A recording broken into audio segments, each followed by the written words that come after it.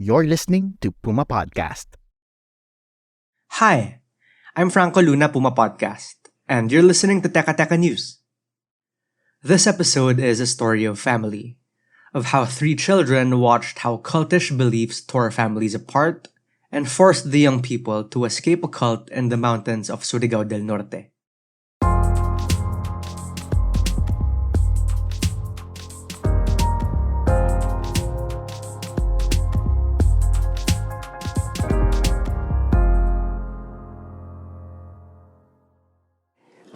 Four to 4:30 a.m. cluster worship meeting discussing alleged miracles performed by Jairens. In 4:30 to 5 a.m. humane ulit formation at the quadrangle. Latecomers are subjected to paddling using ironwood round timber. Yan si Attorney Richard Dano sa isang Senate hearing noong Setyembre. He's head of the task force by the Socorro local government to investigate a cult called the Socorro Bayanihan Services Incorporated, or SBSI, also known by its members as Kapihan. The group's community is located in an area known as Kapihan View Park. It's been there since they were founded in 1980. It's a peaceful place, surrounded by lush greenery and rolling hills. But behind the serene facade, a dark secret lies hidden. 5 to 6 a.m., all forms of hard labor such as gathering of sand and gravel from the shoreline are restored services of the ironwood to be utilized in the furniture business of Karen Sanico, land tilling through peak mattock, planting and fertilizing root crops, any other work assignments. Attorney Richard was talking about the daily routines of the private army inside the Kapihan compound.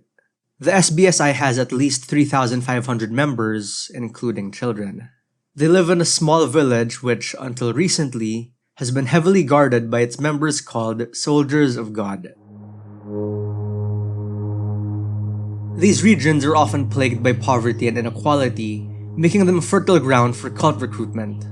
These were devout Catholics who were also struggling to make ends meet. They worked long hours in the fields, but were still barely able to provide for their families. Their leader, Jairens Kilario, who calls himself Señor Aguila, is only 22 years old. But he's seen by his followers as the reincarnation of the Santo Niño, or the child Jesus. Most of the group's members said they were intrigued by Kilario's promises of a better life. The cult promised its followers salvation, but three children who escaped say instead it delivered beating and forced marriage, misery, and despair. The paddling isn't the worst of it. Here's what Senator Risa Hontiveros found after speaking to former members. Hindi po ganito ang itsura ng aming HOA. Sabi din po ng aming nakapanayam, ang mga di sumunod daw sa rules, kinukulong sa tinatawag na foxhole, pinapaddle o pinapaswimming sa tinatawag nilang Aroma Beach, na isang hinukay na area na puno ng dumi at ihi ng tao. Señor Aguila's followers believe he has a say on whether they go to heaven or hell, so they do everything he says, whether it's work or sex. Former members said he used violence, threats, and intimidation to keep his followers in line. He also controls their finances and their relationships. That's how they were able to build that private army, because boys as young as 6 years old were put through daily military training to protect the village.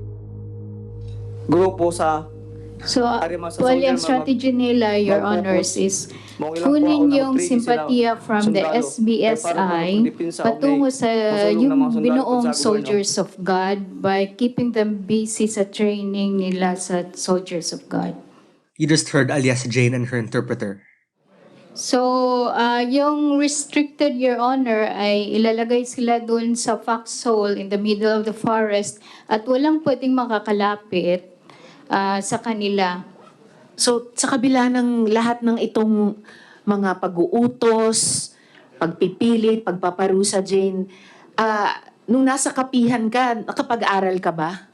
Dili kay So, dili bawal pwede sa na kanila ako ang pumunta bawal ni sa Senyor eskwela, Aguila Your sa Honor, akong kasi community. sabi ni Sida Senyor nga Aguila, mo, Ginoo, siya nga bawal na ko Panginoon, eskwela hindi kami nga siya na nag-aral Panginoon, eh. ni Jah. Sila pa kaya?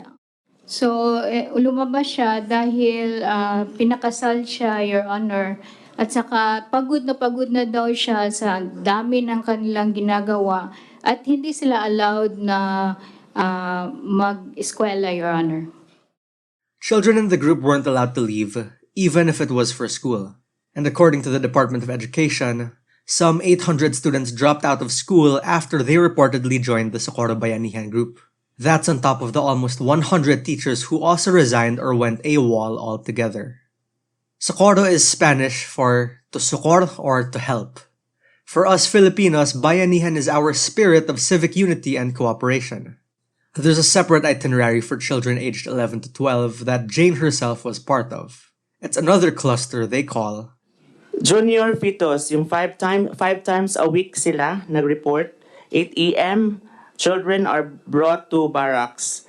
Morning and afternoon, humanay, merong formation, gather sand, other voluntary works, taught with harness and heavier masi-masi military style exercise. In case you've never heard that term before, masi-masi is a form of punishment used by the military and police that means punishment en masse. The child warriors were trained by former cops too. The PNP has actually recorded at least 14 former police officers, military members, and fire protection personnel who have resigned or gone AWOL to join the group. What's worse is that the PNP says the group's community was actually just 9 kilometers away from the municipal police station. The group is also a registered natural park protector. That's both men and women being made to guard foxholes and do military training. Ito naman si alias Renz, who was able to escape the group earlier on. Pero Renz, bakit ka ba tumakas sa kapihan? Kay wala may eskwela. Wala kasi silang pag-aaral, Your Honor, at 12 na yung edad niya, hindi pa siya marunong sumulat. Sorry Renz, sorry. Socorro Bayanihan contests the claims that its members don't get education, but they've admitted they don't have a registered hospital inside their community. They do have a small health center/clinic, but it's also run by Senior Aguila. That's where he performs a number of his miracles, they say. Umiiyak din kami. Si Mayor umiiyak din. Kasi hindi namin sukat akalain na ganun pala yung nangyari sa kanila sa loob. Kasi dati ayaw nilang magsalita. At sa kasabi ni Mayor, napakadelikado naman itong mga information ninyo. Sinabihan na yung MSWDO na sige. MSWD is Municipal Social Welfare and Development Office. Sinabihan na yung MSWDO na sige, itemporary na muna natin pagkustudi yung mga bata. Kasi takot na takot yung mga bata na because of that revelation, pipick upin sila. Pick upin yung private army nila. That's Ed Sanco. He's spokesperson for the local government's task force Kapihan. Alias Jane says more than creating child warriors, the cult also made children as young as 12 undergo forced marriages decided by the cult leader. Ilang taon ka lang nung nagkaroon ka ng asawa? 14 at yung asawa 18. 14 years old ka lang nung nagkaroon ka ng asawa. Oo. At ngayon ikaw ay 15 years old na. Oo. Yung asawa mo ba ay nobyo mo muna? Hindi ko po siya kilala. Hindi mo kilala. Sino ang pumili ng asawa mo para sa'yo? Si Senior Aguila. And once Senior Aguila officiates your wedding, Sabi niya na unang step daw is ipapatawag yung mga secretaries, tapos ililista kung sino ang mga single na lalaki at single na babae. Tapos ang age ng mga babae ay 12 pataas, habang sa lalaki is 18 pataas. Tapos si Senior Aguila ang magpares. Magpapares, sabi. So hindi daw sila pwedeng humindi dahil Diyos naman daw kasi ang nagsasabi na yun yung pares nila. Sabi niya, after sa kasal, ipakis sila, tapos may permahan sila na dokumento. So after sa kasal, kailangan sila magsiping. At sinabi daw ni Jerence na pwede authorized ka ng kunin or rape yung yung wife mo kasi kasal naman kayo. It wasn't just children who were sexually abused in the community of Kapihan. Alias Jane says she watched as her mother was forced to marry another man who wasn't her father. May flag raising sila doon, Your Honor, na pinatawag yung nanay niya at yung bagong husband niya, yung lalaki. Hindi daw pwede na walang pares dahil hindi sila makakapasok sa arka ni Noah. Jane's family was never the same again. And watching her family fall apart was the last straw before she decided to escape for good. We're pausing for a quick break now. When we return, let's talk about the conditions that make areas like this ripe for cults.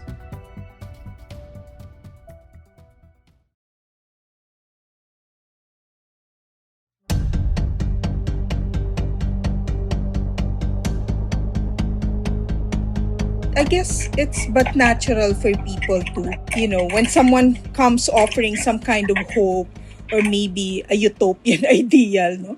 So they are kind of hooked, they're kind of convinced to join these kinds of groups. So I always see people who join cults as people who are seeking for answers for something and seeking some kind of relief maybe from a situation that they're in. Yan si William Banyaga ng Save the Children Philippines. I reached out to ask about the conditions that give rise to cult making and child abuse. Because all in all, that adds up to allegations of sexual abuse, forced labor, forced marriage, and lack of social services for children. Here's how Senyor Aguila, who's also the president of Socorro Bayanihan, responded to everything. Naghambog rin na, sir. Ato. Naghambog rin Ito mga bata na ito, nagyayabang lang. Kay ang pakanan na si Dilito. Even now, current members of the cult who testified at the Senate claim their kids were actually kidnapped by authorities. But those same authorities say the children begged not to be sent back. Mind you, these were kids at the Senate who were dressed up in hoods and glasses so they wouldn't be recognized. And perhaps that's one of the most tragic aspects of the Socorro Kapihan cult. It's the way it destroyed families, turned children against their parents, and husbands against their wives. May parusa ba kapag ayaw makipagtalik yung mga ipinakakasal? So sinasabi na nagkakasala sila pag hindi sila pumayag na isex ng kanilang mga husbands. Yun na yung adyos? Ano yung epekto kapag sinabing ang ginawa mo ay adyos? Anong mangyayari sa'yo? Kakausapin sila, Your Honor. Sasabihin na maimpyerno sila pag hindi sila pumayag. Kapag hindi nakipagtalik ay pupunta sa impyerno. For Save the Children Philippines, the biggest thing about this story for senators was how this cult was able to go on for so long without anyone knowing about it. People in the communities like this become very vulnerable to abuse. And children more so, di ba? Because in children, often they don't really know how or they don't have the power to fight for themselves. So if there are many more groups like this, baka nga dapat nating silipin kung ano yung ginagawa nila. Bata pa tayo, tinuturuan na tayo magsumunod, mag-obey, obedience as a value. Yan yung ginagamit nila against us as well, di ba? But the thing is, kami sa pag-approach namin ng parenting, sinasabi namin na it's not really obedience that we want from children. It's cooperation. Pag sinabi mo kasing obedience, parang walang agency yung bata. Parang sunod ka lang. Hindi mo kailangan mag-isip. Hindi ang mga bata may sarili rin silang agency. What you want is for them to cooperate. For them to understand what is right and wrong. Save the Children says a lot of what keeps child abuse pervasive are the material conditions that can leave Filipino families hopeless about their situation in poverty. The Senate hearing, for example, found that the group's membership increased the most after natural disasters. Noong Pebrero 2019, niyanig ang Surigao del Norte ng isang lindol. Nakakita ng oportunidad si Senyor at ang kanyang mga handlers. Sinabihan niya ang mga tao na sumama sa kanya sa bundok na ang tawag ay Kapihan dahil iyon daw ang langit. At ang hindi sumama sa kanya ay masusunog sa impyerno. For Senator Risa Hontiveros, that's because its message was responding to a need for Filipinos in the absence of government aid. As a result of these statements, there was a mass exodus to the mountain by the thousands of members of the organization, now having all the indicators of a religious cult. At hindi lang po ito mga ordinaryong tao na di nakapag-aral. LGU recorded mass resignations of DepEd teachers and government employees. And that means the solution to these groups is more of a holistic one when you go beyond the enforcement aspect of it all. Maybe until conditions become more equitable in the regions, groups like this one will continue to tear families apart. Here's Senator Risa Hontiveros again. Mr. President, this cult is not a cult in the shadows of Surigao. Sila po ay nagtatanim ng impluensya nila sa Manila at sa iba pang bahagi ng bansa. And what we have learned is dire and despicable. We need to save those children. And that was today's episode of Teka Teka News. Again, I'm Franco Luna. This episode was edited by Freddy Blanco. Our Teka Teka News executive producer is Jill Caro, and our senior editor is Veronica Uy. If you found this episode useful, share it with a friend. Help Teka Teka News reach more people and keep the show going. Thanks for listening.